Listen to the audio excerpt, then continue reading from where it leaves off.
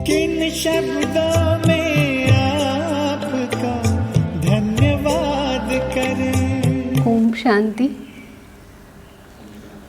आज हम उनके बारे में बताने जा रहे हैं जिनके सानिध्य ने 15 साल हमारे जीवन को तराशा और हमें इस योग्य बनाया कि हम एक समर्पित जीवन और सेवा और साधना कर सकें। उनकी कुछ विशेषताएं जो मेरी नज़र में थी वो हम आज आपको सुनाना चाहेंगे।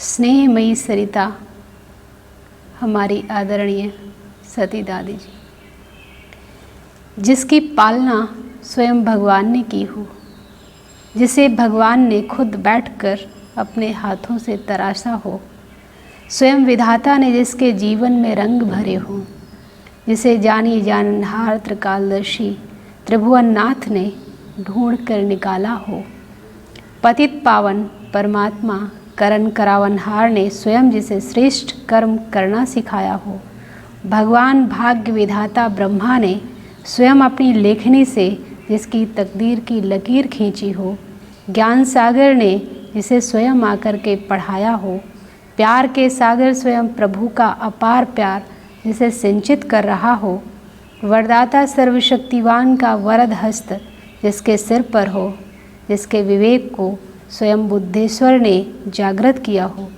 जगत नियंता नौ सृष्टि के रचयिता जिसका खुद गुरु बना हो, आदि पिता प्रजापिता ब्रह्मा बाबा एवं जगदम्बा सरस्वती की छत्र छाया में जिसकी जीवनचर्या हो, सारे वेदों शास्त्रों का ज्ञाता महावीर स्वयं जिसका माली हो, वो अद्भुत रचना भला कैसी होगी, उसका वर्णन जिसने स्वयं भगवान को अपनी आँखों से सृष्टि को रचते देखा, हर कर्म करते देखा, वो अति विशेष ते विशेष, श्रेष्ठ ते श्रेष्ठ विधाता की अनुपम कृति थी हमारी आदरणीय सती दादी जी।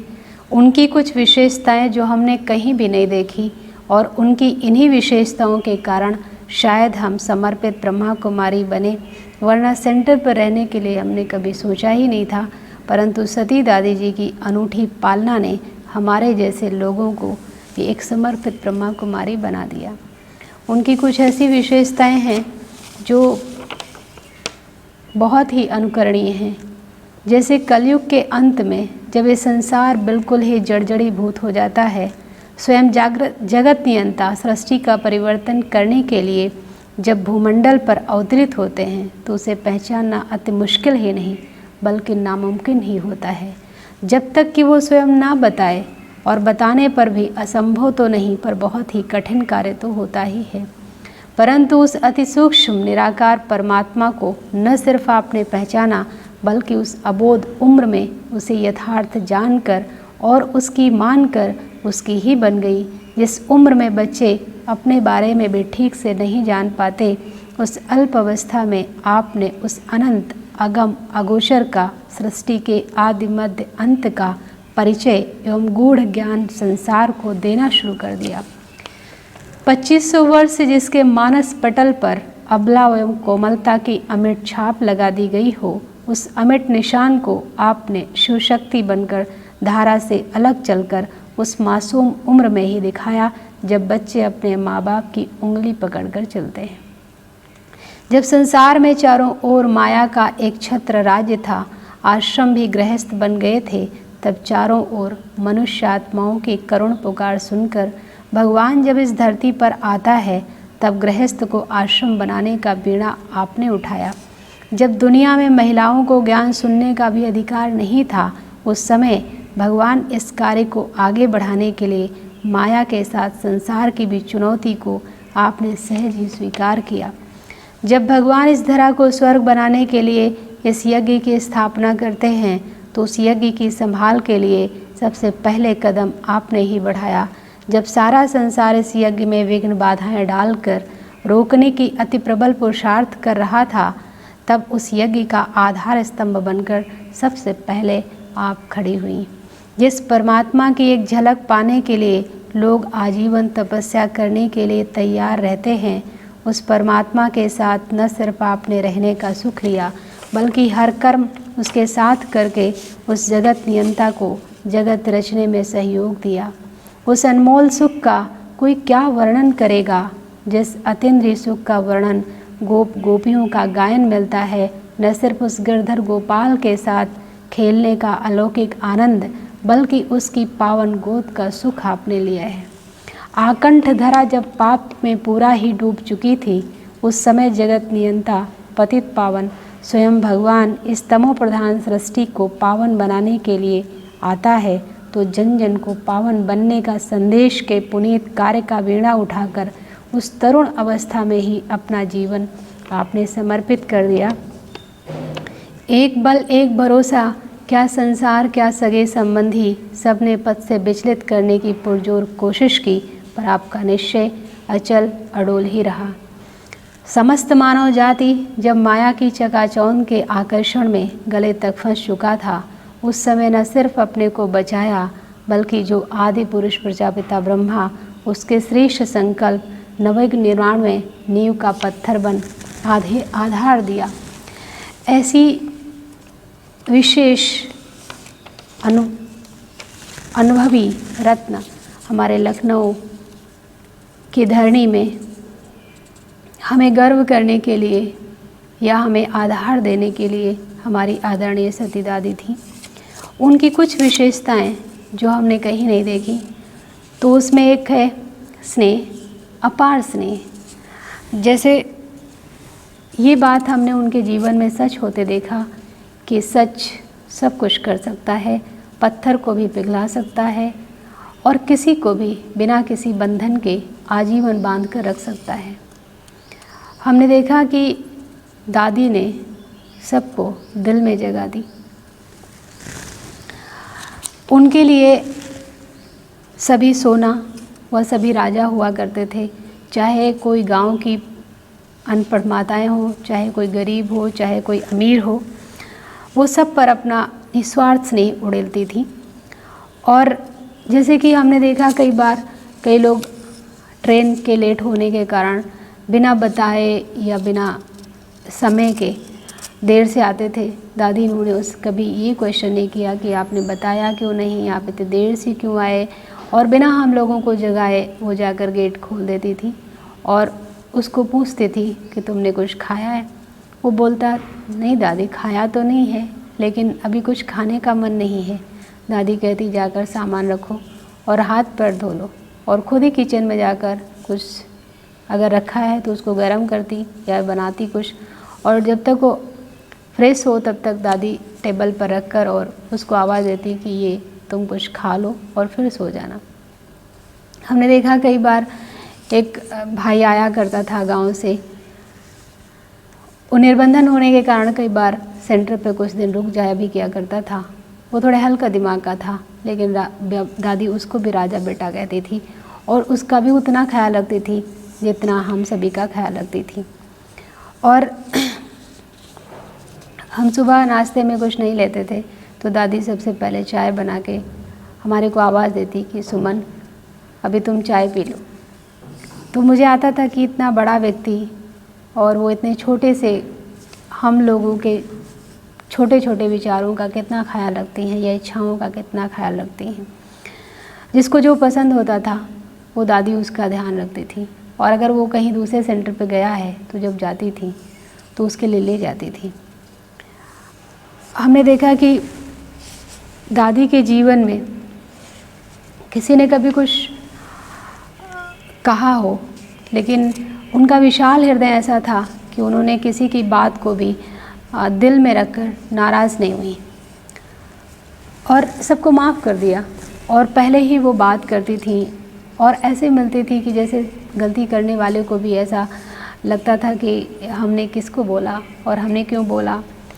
और कई बार हमने देखा कि गांव की माताएं आती थी और दादी के बिस्तर पर बैठ जाती थी, दादी उनको कुछ नहीं कहती थी, और हम लोग कई बार कहते थे कि ऐसा आप क्यों कर रही हैं, उधर क्यों बैठा, तो दादी कहती थी अरे बाबा के बच्चे हैं, भोले हैं, उनको समझ नहीं है, तो वो नाराज़ नहीं होती थी किसी से।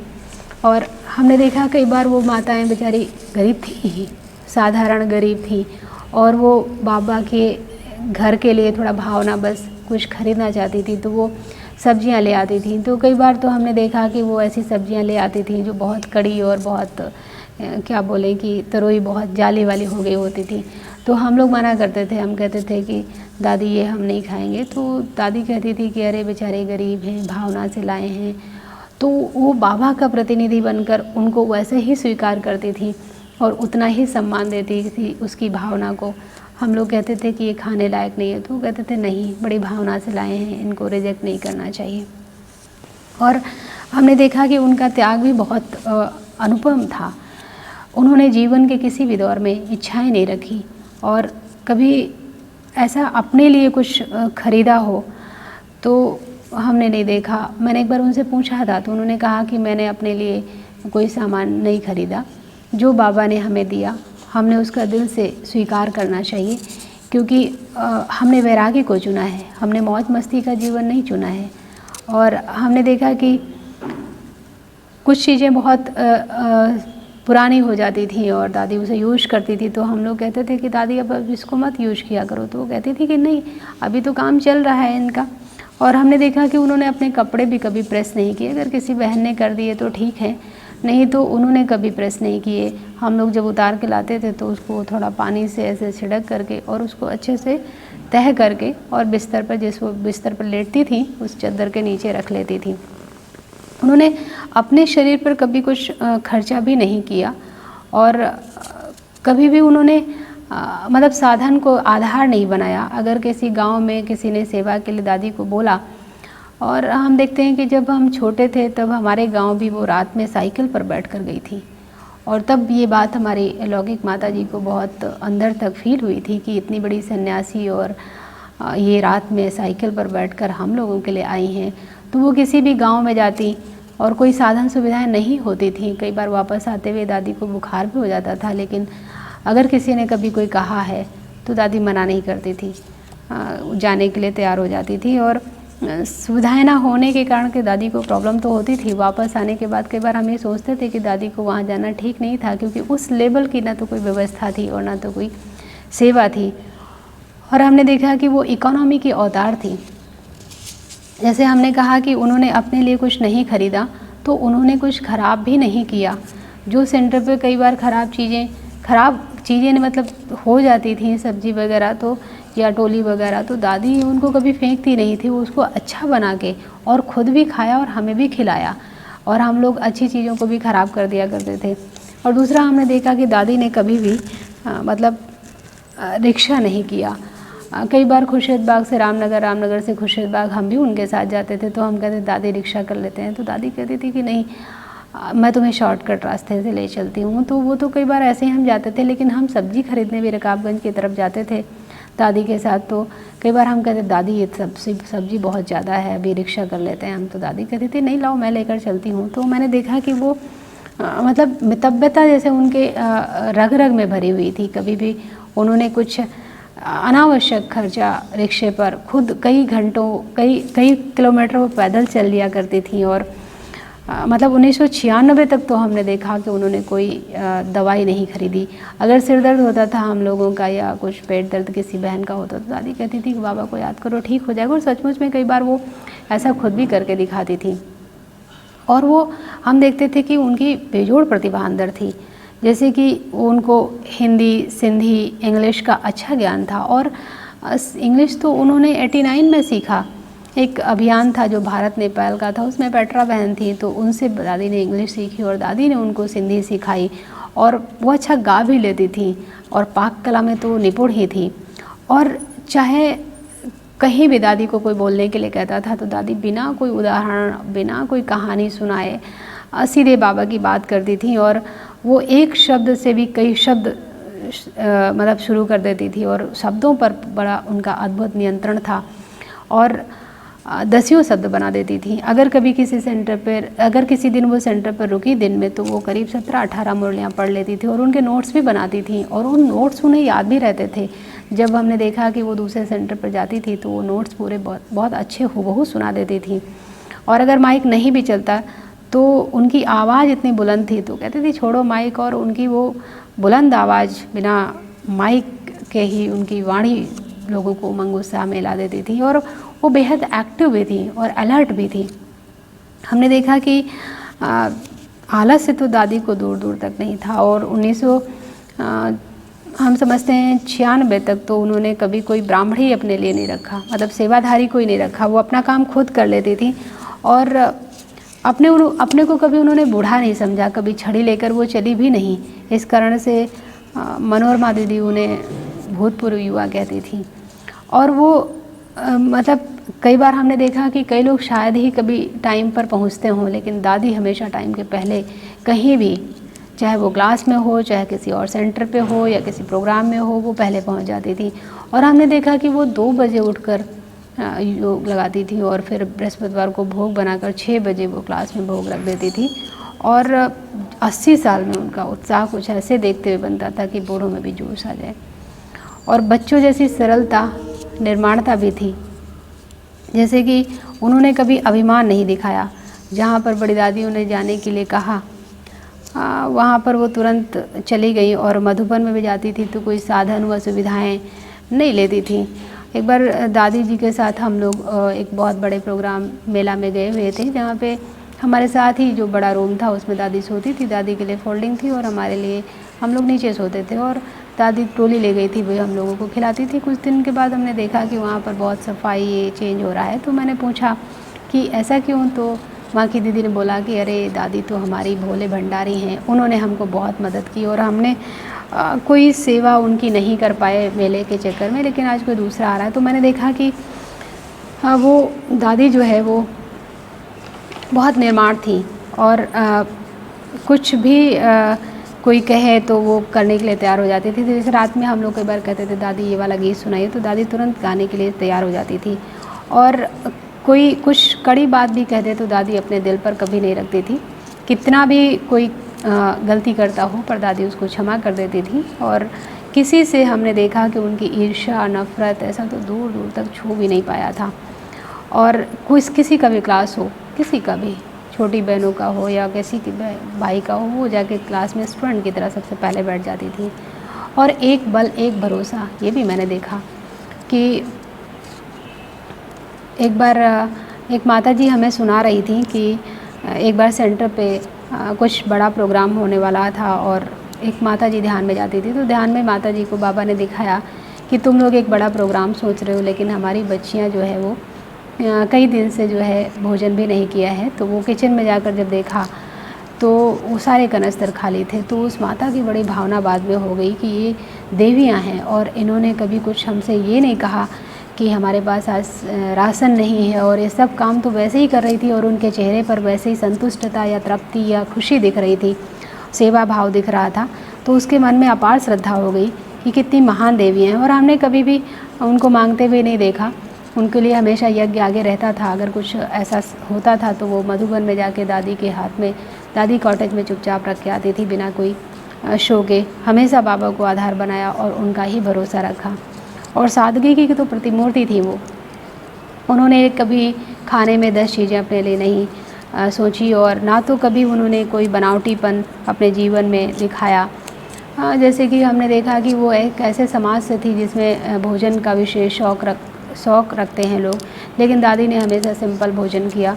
और एक बार भोजन करती थी जब हमने देखा उनको, तो सुबह 2 रोटी सब्जी लेती थी, फिर एक बार चाय, और शाम को थोड़ा सा दूध लेती थी। कोई फल, कोई तला भुना, कुछ ऐसा उन्हें नहीं चाहिए था, और इसलिए उन्हें सब बुला सकते थे बिना ताम झाप के। वो सेवा के लिए समर्पित थी, उनका अपना कोई नई साधन ऐसा चाहिए था।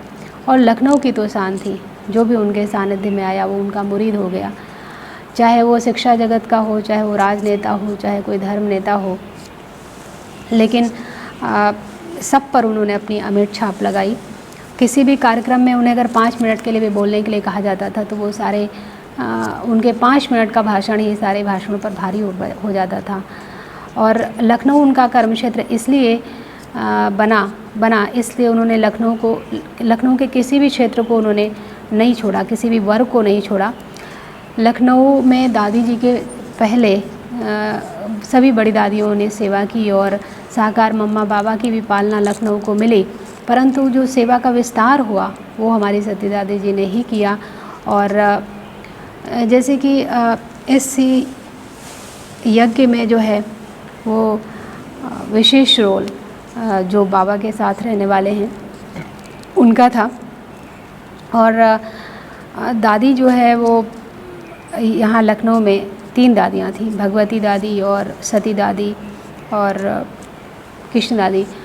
हमने देखा कि 1 साल करीब दादी एक वर्ष से बीमार रहीं और उनका ब्रेन करीब 6 महीने से काम नहीं करता था। तो फिर भी उनके अंदर पता नहीं किस कारण से इतना स्नेह पैदा हो गया था कि जो भी उनसे मिलने जाता उसको बड़ा स्नेह करती थी। और ख़ासकर जब हम जाते थे तो हमें तो वो दौड़ कर मिलती थी और बहुत इतना अच्छे से प्यार करती थी, इतना गले लगाती थी कि सभी को टोली देती थी और एक सेब देती थी। इसलिए हर जाने वाले का मन बार बार मिलने का करता था या उनके साथ रहने का मन करता था। और बड़ा आश्चर्य लगता था हमें कि दादी किसी को नहीं पहचानती थी, हालांकि हमें भी नहीं पहचानती थी, पर मुझे स्नेह बहुत करती थी। पर बाबा, मम्मा और दादी, जब हम पूछते थे दादी ये कौन है तो बोलती थी बाबा, मम्मा, दादी, ये 3 लोगों को पहचानती थी। और जैसे कि हमने देखा कि वो बीमार तो बहुत थी, आंखें नहीं खोलती थी, लेकिन जब भी आंख खोलती थी तो वो चेहरे से कभी बीमार नहीं लगी और दृष्टि देती थी। 25 अगस्त 2007 को बड़ी दादी ने शरीर छोड़ा। 25 अक्टूबर 2008 को हमारी सती दादी ने शरीर छोड़ा। ये जो है ऐसा लगता है कि मतलब ये सभी लोग अच्छी पालना देते हैं, लेकिन साकार के पालना वालों की कुछ बात ही और थी। 25 अक्टूबर 2008 को लखनऊ साकार के स्नेह से खाली हो गया। दादी ने हम लोगों के लिए बहुत कुछ किया, लेकिन बदले में हम लोगों से कुछ लिया नहीं, हम उसका रिटर्न कर भी नहीं पाए। दादी जी के जाने के बाद लगता है कि एक ना भरने वाली जगह खाली हो गई, हमारा एक मजबूत आधार चला गया। ऐसी अनुकरणीय, अतुलनीय, वंदनीय माँ पाकर भला कौन नहीं अपने भाग्य पर गर्व करेगा। हम दादी के बहुत ऋणी हैं और सदा रहेंगे, और उनकी असीम अनुकंपा से ही आज हम यहाँ पर हैं। दादी के बिना मेरे जीवन को कोई बना नहीं सकता था। और ये भी कह सकते हैं कि लौकिक माँ भी हमारी कोई कम स्नेह नहीं करती थी, लेकिन दादी आपके स्नेह के आगे वो स्नेह बहुत फीका हो गया। हम तो क्या, सारा लखनऊ आपका ऋणी है और सदा ही ऋणी रहेगा। ऐसी महान विभूति सदियों तक रहेगा, ऐसी महान विभूति, पुनीत आत्मा, स्नेहमयी, शीतल हृदय वाली, क्षमाशीलता की देवी, निर्माणता व सरलता की अद्वितीय हस्ती, विद्युता की पराकाष्ठा से परिपूर्ण, सादगी एवं सौम्यता, ममता महिमा, आपको मेरा कोटि कोटि नमन स्वीकार हो। आप, ऐसा लगता है कि जब हमारी सेवा की बारी थी तब हमें आपका साथ नहीं मिला, और जिस तरह से इतिहास के पुल के नीचे से समय का पानी बह जाता है, उसी प्रकार आप सभी जिस तरह से चले जाते हैं उसका वापस आना तो संभव नहीं। सिर्फ याद करके आपके साथ को ये लगता है कि हाँ, आपका साथ मेरे जीवन में कुछ ऐसे आधार दिए या नियम कायदे से चलाया जो मजबूती आज भी दे रहा है। ऐसी परिस्थितियों में भी हम अपने आप को बहुत अच्छा संभाल कर चल सकते हैं। आपका बहुत बहुत दिल से आभार। ओम शांति। हमें बना कर श्रृंगार है किया, श्रीमत से मन चमन को आवाज हम करें, किन शब्दों में आपका धन्यवाद करें। दिन रात की ये सेवा हम याद करें, किन शब्दों